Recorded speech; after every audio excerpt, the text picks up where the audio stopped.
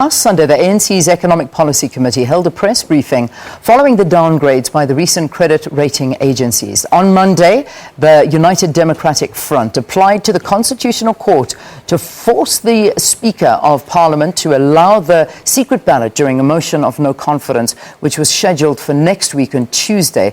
Of course, that verdict is still to be heard. And as we do know now, that vote of no confidence has been postponed. Then we saw a march led by different opposition parties yesterday, and it covered the lawns of the Union building. So much has happened this past week. Joining us to make a little bit more sense of all of it is Professor Lesiba Teffo. He, of course, is from UNISA, that's the University of South Africa. Professor Teffo, thank you so much for being with us, and welcome to Morning Live.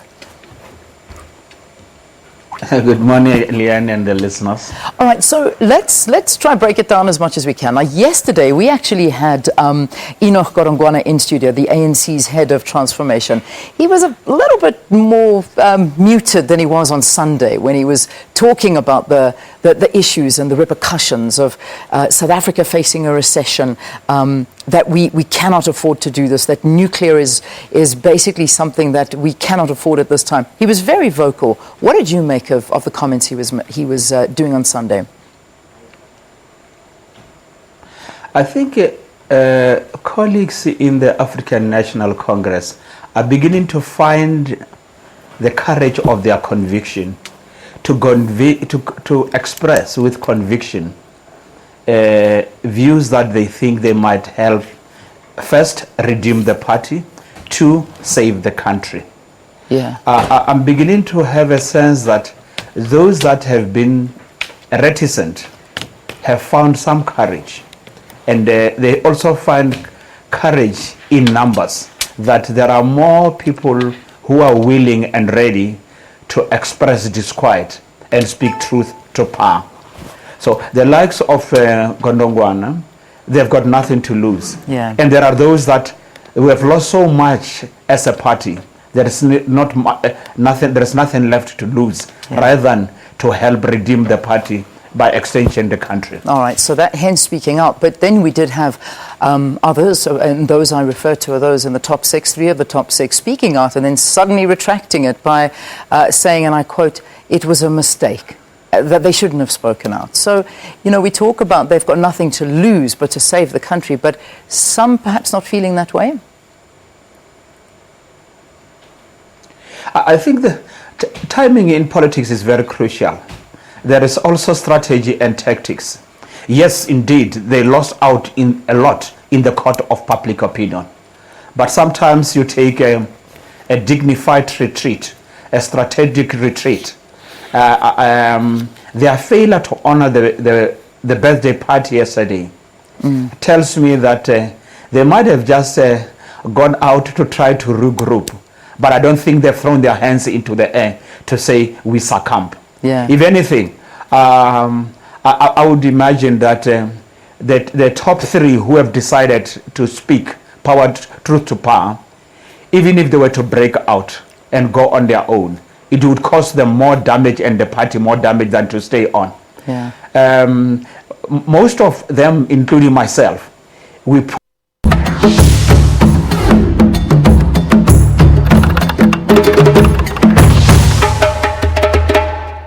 if cumulatively, I think this thing has a corrosive effect to a point where even December might be too far for Jacob Zuma still to be in the office, because even their supporters, a few of them can look me in the eye and say we support him for all the good things they do. Safe to say they are driven by the politics of the tarmac, yeah, the interests of their own rather than public service, which they are supposed to be all about. But you know, there's also been this week... and indeed, Section 175... sorry, Prof. Let me just of add the Constitution. Let me add to what you're saying, and then you can do it as well. But it's pretty much adding on to what you're saying. But this week we also saw some stories coming out that there were some death threats leveled against some ANC members as well. These are just some of the reports that have been that have been coming through. What do we make of this? I mean, the sense of intimidation is a huge worry too. Yes. Yes, indeed, it is a big worry. And exactly because they come from the quarters one wouldn't expect, namely their own. Isn't it? Why is it? it tells you much has happened in the city of Denmark, that the once glorious movement is in disarray. They can no longer trust each other. Indeed, Leanne, if you can extend it, if you please, and say, why are they afraid of a secret ballot? Why would the ANC be afraid of its own cadres and deployees and not trust them to raise their hand in public in defense of the party? Precisely because all is no longer well and the center can no longer hold and mere anarchy is loosed within the party. Yeah. Let's also have a look at some of the events that have been held recently. And we saw the Ahmed Kathrada Memorial taking place in Durban. We saw booing coming towards the former finance minister, Pravin Gordhan. And then, of course, it didn't allow William Kize to make his speech. So there was a loud voice from the Youth League against them. Then, of course, we saw the Chris Hani Memorial having coming through there. And then again, some boos towards Solly Mapaile. So there still seems to be a huge amount of frustration from the ANC supporters against those that are vocal against the president. Again, what is this doing to the political atmosphere? Yes, it speaks to exactly what you and I are talking about, and many out there are talking about. The center can no longer hold. Solly Mapaile could not proceed to present his bid, either because of the threat to his life or because others didn't want to present at the time. But the media tells me that there was a threat to his life and he had to take cover. And you look at what happened in KwaZulu-Natal. And again, it is not the opposition. And I often say to the opposition, you are a lucky lot because you are playing with a team that scores as many own goals as you please. And all you can do is not to disturb them, to continue to hope that they will keep this man in office. Because the longer they put the head of state in office, the better for the opposition party. Or unfortunately, not for the country as a country.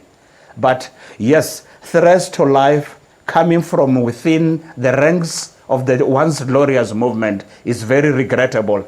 And I'm sure you might have seen the cartoon when Uncle Kathy arrived in heaven. He was received by Mandela, Sisulu, and others. They said to him, "How is it?"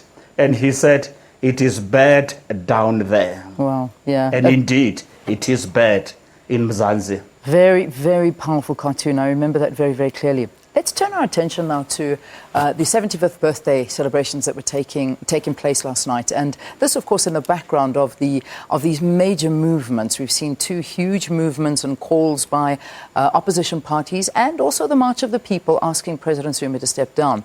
Now, last night, President Zuma made comments saying that it's not unusual for the ANC president to get the criticism. He brought Thabo Mbeki into it. He brought Nelson Mandela into it, saying that it's the job of the opposition to criticize the president.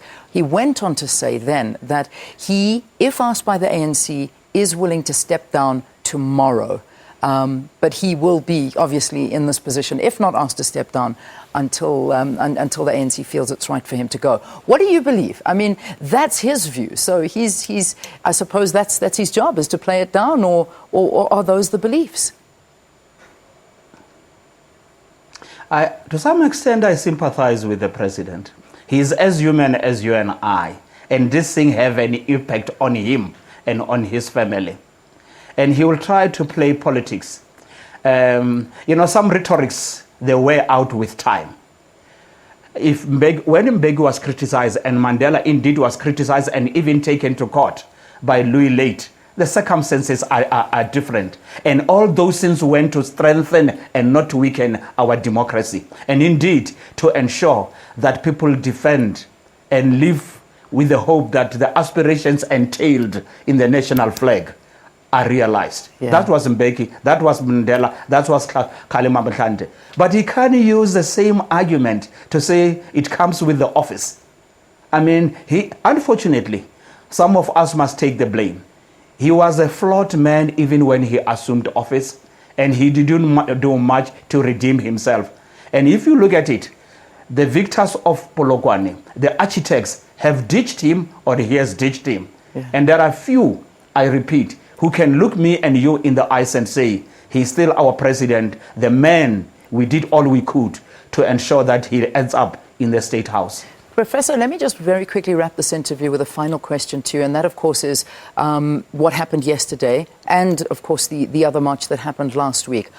Are these marches going to amount to anything? Because so many people asking these questions, what power do these marches have? And we have seen tens of thousands of South Africans taking to these protests, but do they mean anything? And they do. They certainly do. Make no mistake. They never yield immediate results, but they have cumulative effect. And indeed, they have a corrosive effect on the glue that once held the glorious movement together. Yes, I was there when the Save South Africa was launched. Only 4,000 people. Last week we are told 20,000. Yesterday we are told by the police 30 to 50,000. What does it tell you? And if all those people go out to share their experience, their wishes and their aspirations with others, I would be worried if I was a member of the ruling party or even a supporter, because you can see that at least the momentum is building, and this is likely to turn into a mass protest and replicated across the provinces, as I heard yesterday at the Union Building.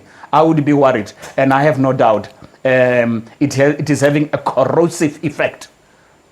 All right, on the once glorious movement. We leave it there for this morning. Professor, thanks for talking to us. Professor Lesiba Teffo of UNISA, political analyst, just talking to us about some of the events that we've been seeing unfolding of late. But after the break, we're going to talk